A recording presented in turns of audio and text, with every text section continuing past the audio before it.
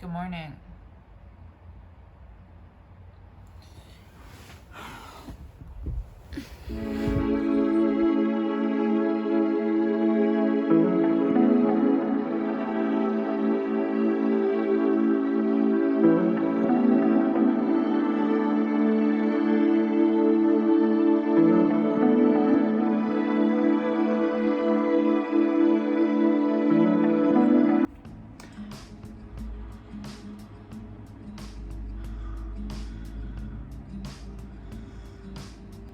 Let's quickly recap the highlights of the week, shall we?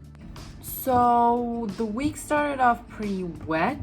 We had a typhoon lasting until Monday, and I decided to go to the city because I don't know the concept of open stores on a Sunday. So that was very exciting for me. I walked to the bus station and it had rained all day. It was humid, wet, moist, and then I saw it. A snail. I should probably tell you that I'm extremely afraid of snails. It's a long story. Don't ask.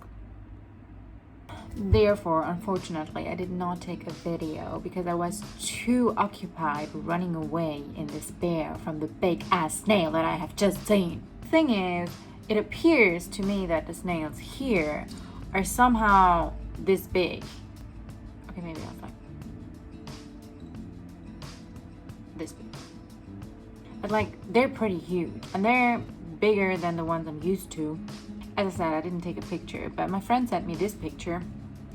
So it was a big ass snail. I feel like this whole story was kind of pointless. Anyway, let's continue.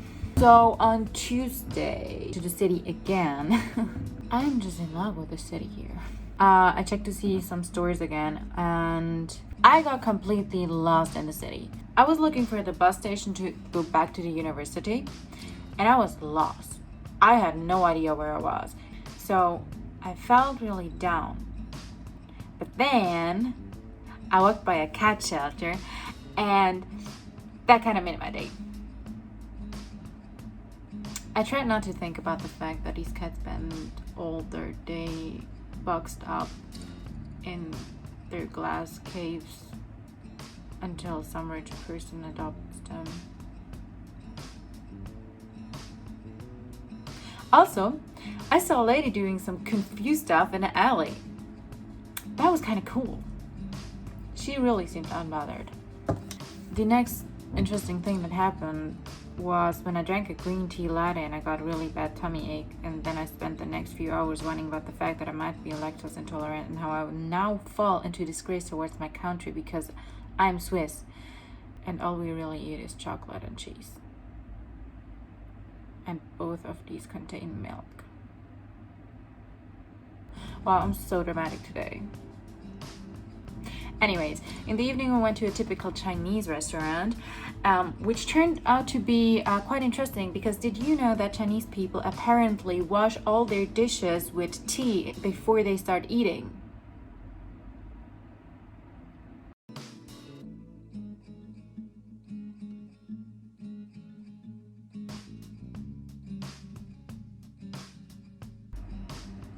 Yeah, a friend might have pranked us. I'm not sure. The food was good though.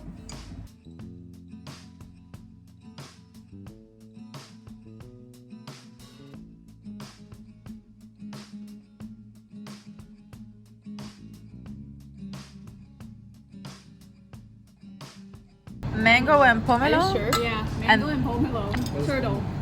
Turtle. Turtle shell. Turtle shell. Yeah. 龜苓膏啦，楊枝甘露。咩啊？咁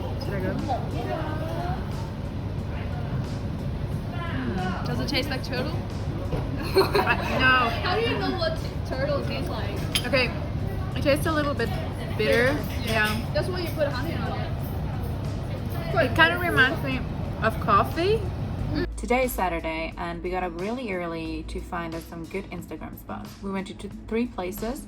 Basically, when you type into Google best places to take pictures in Hong Kong, chances are that all of these pop up.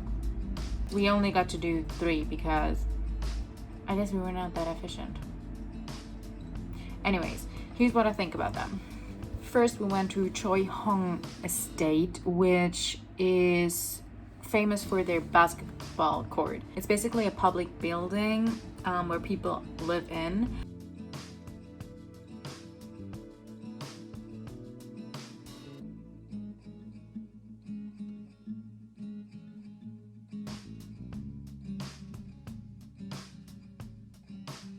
It is really cool basketball court, I think. However, I mean, there are people living there, and I did feel kind of stupid walking around there taking pictures while other people were actually playing basketball. I guess the life of an Instagrammer is not for me. The photos turned out pretty cool though.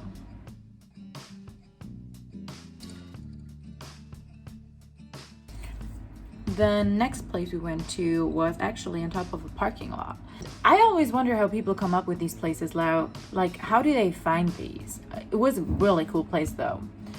So this was Lokwa South Estate, and on top of that parking lot are somehow these blue circles, and it's kind of cool to play around with them, do like some gymnastic stuff, which me and my friend try to do.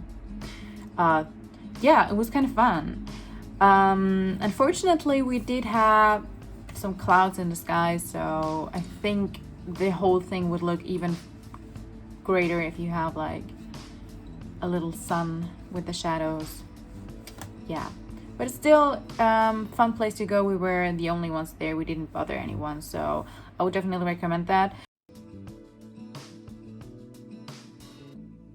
The only thing is, it's kind of annoying to get back from there. We had to take a cab because we didn't knew how to, like, which bus to take. But if you're smarter than us, you can probably figure that out. And the third and last place we visited today was actually one of the most famous places in Hong Kong. It is known by the name of Monster Buildings. I don't know why it has that name, but the Chinese name would be Yik Chong Building. It's in Quarry Bay at the King's Road.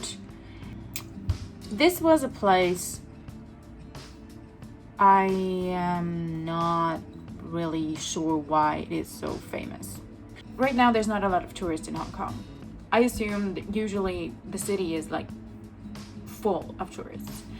And I can understand that there will be a lot of people checking out these places to take pictures like that. The building, the Monster Building, is a private living complex. So there is people living there.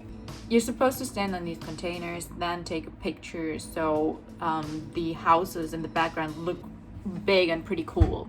When we got there, we were kind of surprised because those containers were basically in fences, and there were posters everywhere saying that we are not allowed to fly drones or take any photography that would annoy the people living there, which I completely understand. That is, I mean, if it's a private place, I mean, this is somebody's home. This is a lot of people's home, and you shouldn't annoy these people. I mean, imagine the amount of tourists this place has gotten. But we took pictures anyway because we were there already, so.